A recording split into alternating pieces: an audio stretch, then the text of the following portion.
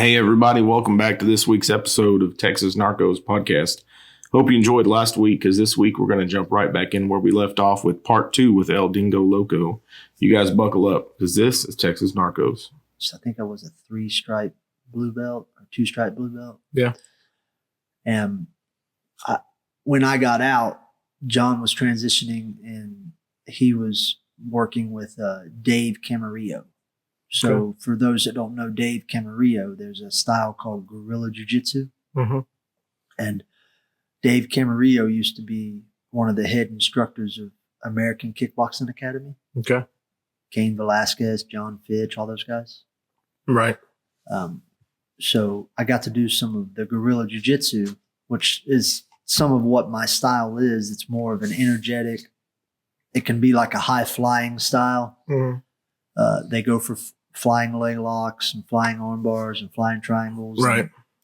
All sorts of crazy stuff. Yeah. Some of the stuff that's banned right. in IBJJF, you know. But for me, that style kind of resonated with me. Right. And that's kind of where I picked up the moniker of being the crazier guy. Right. It's not where I got the nickname, but right. that's kind of where I picked up that kind of moniker. Mm-hmm. So I went home to North Carolina after I got out in 2007. Okay. And at what point did you pick up mixed martial arts fighting? Well, when I got out in 2007 and I went back to North Carolina, my brother had already started a school. Okay. So I was in Virginia and my mom called me one day and I had it set up. Remember I told you I didn't have a lot of money growing up. So I had my mom attached to my bank account so she could pay my bills. Right. And she could take whatever she needed to do things. Right. You know? And she called me one day. She's like, you just paid for half of a gym. I was like, oh, what kind of gym is it? She's like, it's a jiu-jitsu gym. I was like, okay, well, there you go. As long as it does good, I'm happy. Yeah. So when I got home, my brother had already had it kind of started. Now our gym was probably a quarter of what the front side of this gym is. Right. And my brother built it all out by hand. Oh, wow. He padded the walls. He had a 4x4 in the middle of the room. It wasn't cracked yet. Yeah. But all the walls were padded, and we put ceiling fans on the roof, or not ceiling fans, but like those regular fans that you set on the ground. Yeah. You like the box fans? The box fans, yeah. But the metal ones. Yeah. We mounted them to the roof. Oh, okay. So whenever practice would be starting, that thing was a sweat box, basically. Right. There was really no AC. So we'd flip the fans on, and all the heat would go up, and it'd kick the heat right back down. Oh, that sucks. And it all would go up and kick it right back down. And we had like 7 fans. Wow. So you wonder what that did to the walls. Yeah. All that condensation never got out of there. Right. Yeah, for sure. But that room was small, and there was a lot of people in that room. A lot of people learned in that room, and it was hot. Yeah. You know, I thought my brother was going to break the room down once because I sprayed him. When I went through Blackwater training in the military, and I became one of the MAs, which is or MPs, which is one of the military police guys. Yeah. I was a primary response force, secondary response force. They taught me how to clear rooms and do all that. Work with M16 shotguns, 9mm. Right. M60s. I got a picture of me carrying an M60, which is pretty cool. That's cool. Yeah. Takes 3 people to carry it. Yeah. Nice. Firing pin's not that big. Yeah. But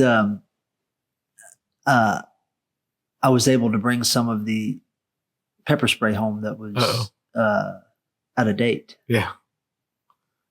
Pepper spray in a tiny room's not. And they called it OC spray back then. Yeah. Right. Yeah. So the capsaicin on that thing was like insanity. Yeah. And my brother's like, yeah, spray us with it. It's like, okay. I remember going through this. Are you sure you want this? He's like, yeah. And like 4 of them lined up. Oh. And I sprayed all 4 of them with it. Straight stream. In the room? No, outside. Oh. Yeah. And then they had to run in and do like 7 or 8 different drills. And my brother sent a Muay Thai bag. Now, those Muay Thai bags weigh like almost 100 pounds. Yeah. 120 pounds. He almost sent one through the roof. Oh. But for me, man, that small room Yeah. is what built a lot of character. Right. And it built a lot of, if you really want to do this, this is what it takes. And we eventually upgraded to bigger room. We ran schools all over the East Coast. Wow. It was Superior Martial Arts Academy, which ended up branding into Carroll Brothers BJJ. Okay. Which now, for me, my own style is Loco Flow Jiu Jitsu. Okay. And it's a cross between everything I've kind of done. But what kind of got me into MMA is I was kind of doing odd and end jobs. You know? I worked at Toys R Us when I got out. Nice. That was fun. I got to walk ladders. I got to ride the bicycles before anybody else could. Nice. And we set up boxes. Please don't sue me, Toys R Us. We set up boxes and we would ride the bikes through the boxes. Nice. That's funny. Then I realized that I didn't really want to do that anymore. But I had it kind of set up to where I was working night shifts, so I would get done and I would go straight to the gym and I would sleep on the couch, and we had a shower there, so I never really had to go home for like 2 months. I didn't go home. Wow. I'd work, train, work, train, work, train. Yeah. And what I ended up doing is I left there and I went to a place called Bassett Furniture. Okay. If you sit on any kind of furniture in this world that's leather, you're probably sitting on something that came from Hickory, North Carolina. Right. Bassett Furniture was worldwide at one time. Yeah. And my grandma worked there. My dad worked there for a time. And I worked there until I decided that I didn't really fit in. Right. I stapled my thumb to an ottoman. That's No not one was around to help me, so I kind of had to pull the ottoman with my thumb and grab a pair of pliers and pull the staple out. Big staples too, That right? sucks. Yeah, it really sucks. But that's kind of when I started getting into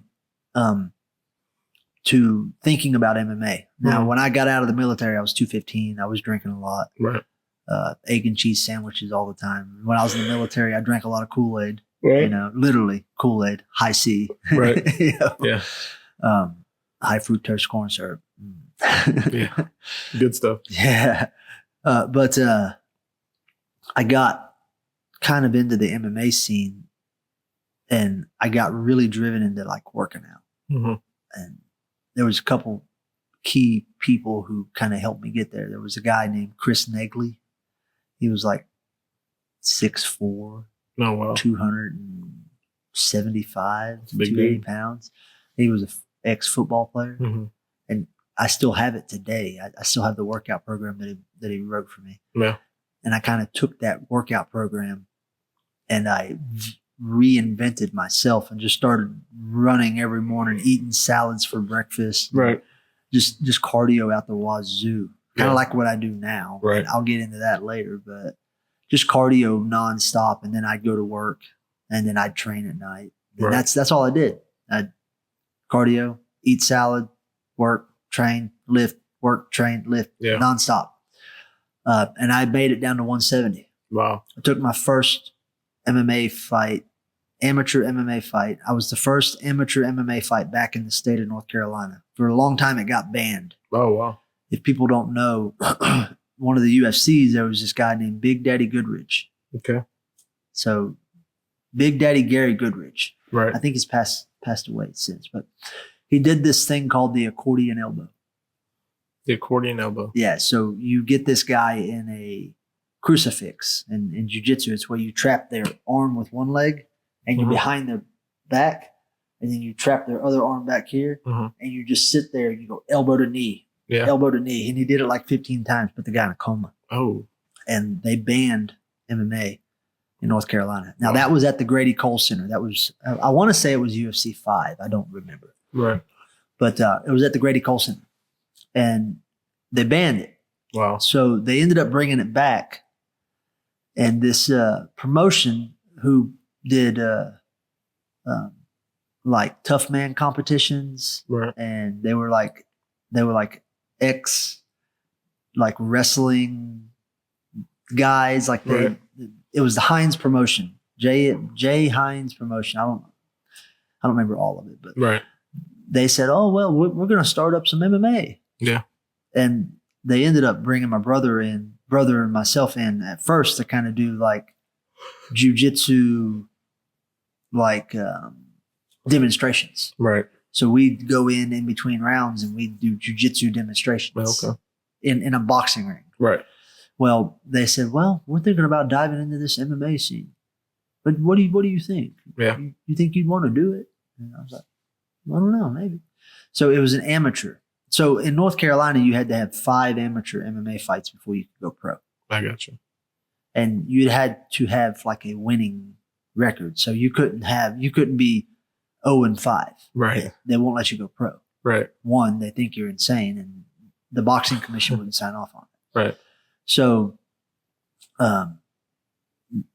those 2 brothers bought a cage, set everything up, and they had their first MMA fight, and I was their first amateur MMA fight back in. Wow. And I remember training for it. I had to go against a guy that was a Golden Gloves boxer and a tough man competition champion. Wow. And one of my training partners, his name is, he still does bare knuckle and bodybuilding and stuff, but his name is Micah Lale.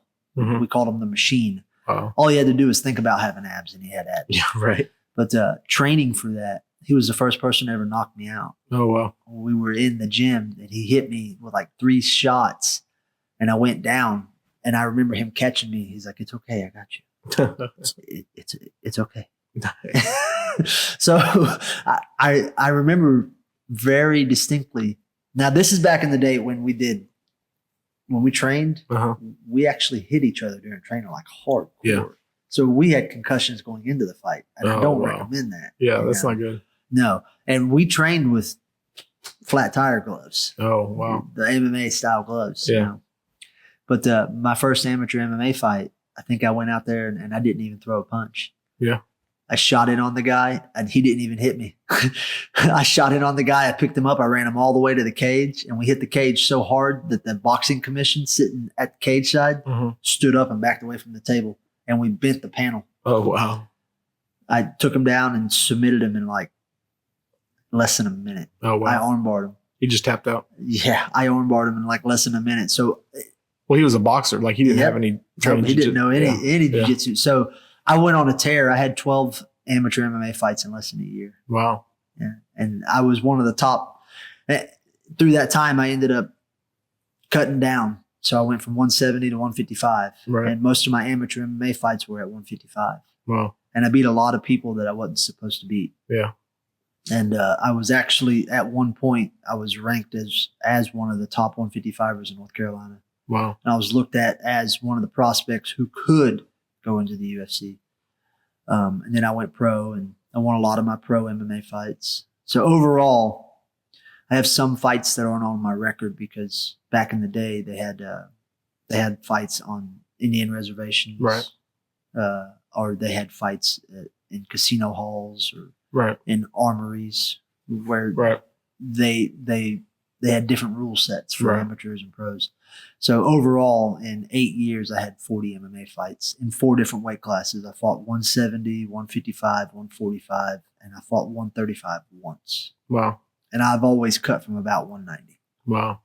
So that's a lot of fighting. That's a lot of fighting. That's a lot of getting hit in the head. Yeah. Yeah. You know, and that can knock you, you know, if you're like, I mean, that could be dangerous after a while. Yeah. My last fight was 17 seconds. Wow. And I had it coming because the guy that beat me, his name is Solon Staley. Mm-hmm. I made fun of him so much. Yeah. Oh God. And we sold so many tickets. Yeah. I think I sold $5,000 worth of tickets. Nice. And that was for an organization called Fight Lab MMA. I did a lot of my pro MMA fights with an organization called Fight Lab MMA out of North Carolina. Yeah. It was ran by a group of guys. One of the main guys was Kenny Letts. We called him Pit Boss. So when I started my pro MMA career, I beat this guy, and I'm not bragging, because this guy's an awesome man, and he does a lot. But he's in bare knuckle fighting now. He's probably one of the best. His name is Keith the Rockstar Richardson. He held a title, but I wasn't supposed to beat him. Yeah. And I armbarred him. Nice. In the first round. Nice. And I'm not bragging. Keith, I love you to death. You're one of the best out there. Go support Richardson Rescue. He does a lot for animals. Yeah. But Keith, after I beat him, the organization brought me to Charlotte, North Carolina, which was the home of Fight Lab. And they brought me down there and put me up in a house for a year. Oh, wow. And one of the guys that I had fought as an amateur, his name was Michael Allen. Cornbread is what they called him. Cornbread. Yeah. And he said, if Dingo beats me, I'm gonna quit and take up poetry. Nice. Well, he ended up retiring, and I love you to death, Cornbread. But he ended up retiring, and he's one of the top coaches in North Carolina now for Checkmat Charlotte. He runs Checkmat Charlotte, but he ended up becoming my manager. Okay. And it was bread and butter management for the longest time. Bread and butter. Yeah, and they took care of me and a lot of other guys. We were out of Team Renegade. There was we had a stable of like 15 or 20 guys. Oh wow. So I think I was a brown belt, purple or brown belt, right. and I was fighting a lot of people who thought they were untouchable, and some of them I was beating. But you go up and down, you win, you lose. Right. I tried out for the Ultimate Fighter. I didn't make it. Yeah. Some people don't understand why, but because I have the character for it. Yeah. I got the nickname when I worked at Bassett Furniture, and I got it from a guy. I got it from a Russian guy. A Russian? Okay. Yeah. So I got it from a Russian guy named, his name was Angel Petrov Angilov. Okay. Okay. So Angel was my buddy, and he still is. He's probably in his 90s now, 80s or 90s. But when I worked there, I got picked on a lot by people who weren't like me. Right. Right. And he went up to the foreman at Bassett, and he's like, those motherfuckers want to fight, we'll fight. Yeah. And he had my back. Right. And when he found out I was getting into martial arts, he kind of told me, he's like, I did Russian Sambo. I was Russian Special Forces. Right. He's like, I've killed a lot of people. Yeah. Yeah. And when they say that stuff, you kind of listen to them, Yeah. But even in his 60s and 70s, he was still teaching wrestling every day. Oh, wow. And his daughter is one of the top stunt women in Hollywood. Oh, wow. Yeah. That's pretty cool. Yeah. Yeah. But he's like, you're like a dingo. I was like, what do you mean? He's like, a coyote will roam through the woods and eat anything. Right. He'll go over here and eat this. He'll eat that. A dingo sneaks in. Right. That's where they got the term, the dingo ate your baby. Right. Yeah. The dingo sneaks in and you don't even see it. Right. And then it leaves. Right. Well, I also worked around Hispanic people there. Right. And they put it together like El Dingo Loco. That's how I got it. El Dingo Loco. El Dingo Loco. I'm the only one. There's no one like me. That's awesome.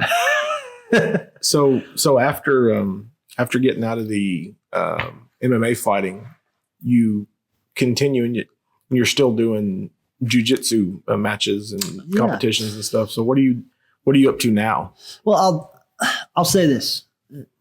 Just let me touch on this MMA just a little bit more.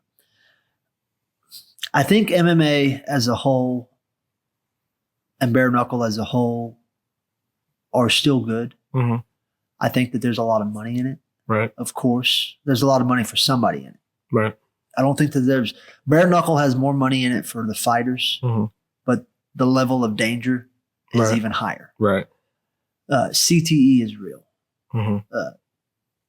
And I will tell you firsthand, forgetting where you put things is crazy. My last fight was 17 seconds, and I don't remember any of it. Right. I don't remember where I put my keys. Right. All I remember is waking up in the back with the air mask on and asking my brother, when's the fight? Right. Hey, it's already over, brother. It's been over 45 minutes. We're going to the hospital. Right. I don't remember talking to the guy afterwards. I don't remember praying with him. I don't remember any of that. I don't remember changing. Yeah. But I tell people now, if they get into MMA or any of that stuff, get in and get out as quick as possible. Right. Because it's so dangerous. And I've watched so many people get injured or die or be screwed up for the rest of their life. Right. Because they've stayed too long. If you're going to do MMA, live to fight. Don't fight to live. Right. There was a lot of fighters, and that's what I told myself. I would get out of MMA if I ever had to fight to pay my bills. Right. And there were some times that I did. Right. But if I ever had to fight to pay my bills, then I didn't want to do it anymore. Right. And that kind of ties into what I do now. Right. When I do jiu-jitsu now, I don't care if I win or lose. Right. It's, of course, I want to win. Right. But if I don't work hard enough, or the other person's just better than me, or heavier than me, yeah, or better skilled than me, or outworked me before the match even started, yeah, then why should I win? Right. Right. So about 2 years ago, well, when we moved to Texas, I tried a couple of competitions. I did some competitions in Austin. I did the On It. I did some in Houston. I've done IBJJF. I got a bag full of medals. They're all in the attic. Right. If anybody ever wants to see them, I'll take them out of the attic. Right. But for the most part, all my medals are in the attic. That's how much I really care about them. Yeah. You know, for me though, my whole goal now, when it comes to being involved in this, I took a 5-year hiatus. Right. So when I moved here to Texas, I was an executive chef in Houston. I cooked at Texas Children's Hospital. I cooked at the main campus, and I cooked at the one off of Barker Cypress, and I loved it. Yeah. I loved getting to cook for kids. I loved getting to give back and showcase, right? Yeah. But I got tired of driving every day. Right. 100 miles to work and 100 miles home is fun. You know? Yeah. That's not good. So I stepped into the funeral industry with my family. Right. And I took on a whole new realm. Yeah. And a whole new idea of what service to those who you care about really means. Right. You know, service to who you care about in the culinary arts world is totally different than service to who you care about in the funeral industry. Right. You're helping someone at the worst part in their life. Yeah. You know, so about 2 years ago, I had a bad accident, and God saved me. Right. But God was telling me, slow down. Right. I was running ragged. I was nonstop. Yeah. And when I climbed out of that vehicle, I hit my knees and I was like, okay. Yeah. I'm listening now. Yeah. Right. I'm hearing you. And I left the funeral industry for a year. Yeah. And I had just finished all my certifications. I'd just done everything. Right. And I told my wife and my family, I was like, look, I've got to go. Yeah. And I went and mowed grass for a year. That's fun sometimes. Yeah. I went and worked out at a place here, not too far from here. It was a really nice place. And I got to be on one of those super powered go-karts with spinning blades. Yeah. Yeah. Every day. That's awesome. It got me closer to God. Yeah. So what it kind of led me to is now when I'm in here teaching, when I'm doing martial arts, when I'm training, when I'm competing, right, it's all for me to give back and showcase what God has done for me. Right. You know, God died for me. Right. God hung on the cross for me. Right. God took away my sins. God took away the sins of the world. Right. So why would I not live for him? Right. Why would I not use my platform, which is jiu-jitsu, right, at its grandest stage, right, and give him all the glory? Yeah. It's not about me. Right. None of this is about me. It used to be. Right. You know, I used to say no ego. Right. And I met this guy named Ben Eddy. Yeah. Out at 10th Planet. Yeah. And he's like, no, man, you can have a little bit of ego. It's long-term memory, short-term pride. Right. Which is the truth, man. And since I've brought that into my life and just being around people and getting to train almost every day. Yeah. There's more times now when I find myself being thankful for just getting out of bed. Right. And getting to step into this wonderful world that God has made. Right. There's a lot of negative stuff going on in this world today. For sure. And this world needs Jesus more than ever, man. For sure. And 100%. And the only way that that's going to happen is for people to use their platforms to give all the glory to God. Right. In my opinion. So that's what I do now. I train. I'm up every morning. I hit about 10 miles. Wow.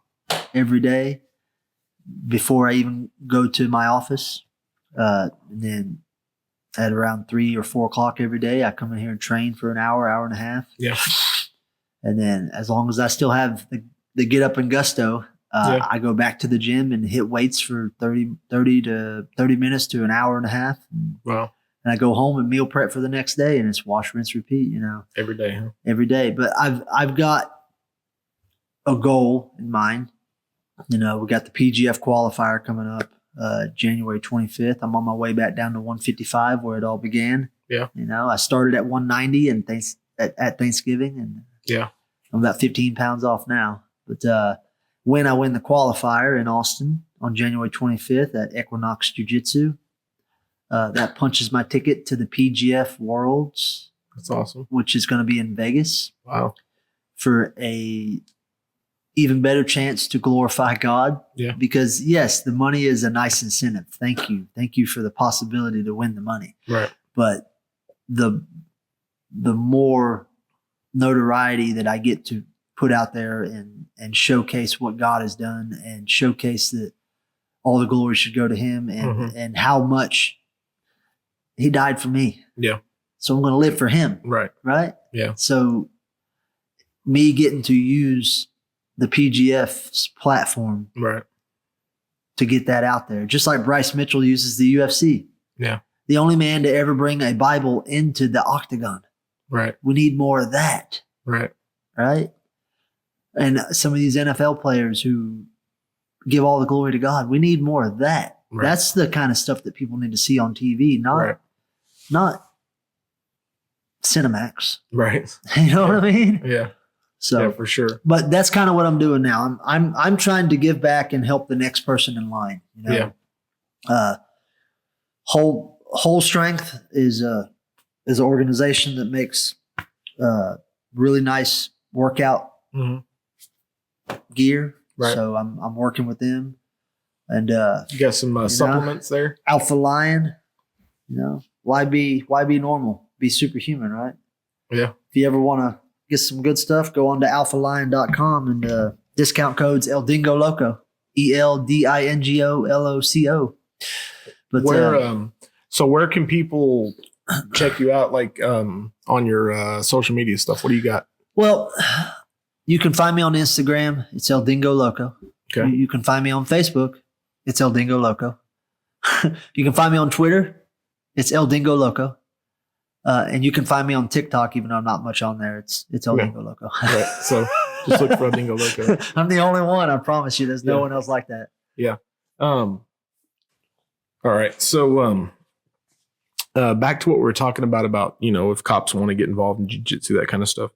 What would you say to an officer or, whoever who's thinking about getting into jiu-jitsu, but is, maybe he's intimidated by it or, he's not really sure, that kind of stuff? Well, this is what I would say. When it comes to getting involved in a jiu-jitsu school, even as an officer, I would say do your due diligence and go around and find schools. They don't have to be the big name schools. It can be the smaller schools, but find a school that you feel comfortable in, that you can be yourself at. Find a school that preferably is close to home, right? Because the closer you are to home, you already work stringent hours. Right. It'd be better if you could come here 2 or 3 times a week. I think every officer should be at least a blue belt. Right. I really do. Because at blue belt, you really start to kind of learn some of the higher end techniques that are life saving. Now, when you first start jiu-jitsu, of course, you learn the basics, and everybody does, right? But I think that if you can cross over into some of the hand-to-hand combat and some of the self-defense techniques, the Gracies laid it out. I think that with what they have done, they have it set up now to where you can learn pretty much anything you want to learn. Right. Right. And even if you just have a garage, just get some mats, right, and go through the movements of being able to do a basic stand up, a combat stand up, getting your hand in front of your face, right, or standing up to where you have your hand on your side. Just those little movements. There's too many police officers these days who think that they can just chase someone down in a car, or use deadly force. Right. And at the end of the day, I think that needs to be saved for the moments that you really need it. Right. Right. Yeah. So I would say find a way to first be comfortable in a place. Mm-hmm. Some of the smaller gyms you might feel better in. Yeah. Unless you're willing to pay the $200, $300, $400 a month. Yeah. Some of the smaller gyms, like here in LaGrange, Insight BJJ. David Altuget is an amazing instructor, and he runs a good school here. Yeah. And it's very laid back. Right. We have people from all walks of life that come in here and train. Right. And anybody's welcome to especially come try it, but you got to try it. Right. And you got to drop the ego. Right. Some police officers have such an ego, they don't want to get, for lack of better words, manhandled. Right. Yeah. So. Yeah. Yeah. That's awesome. Well, I will put a link to your socials on the video, and I hope everybody enjoyed this video, guys. Until next time, we'll see y'all down the road on Texas Narcos. Thank you, guys. I appreciate it. Yeah, man. All glory to God.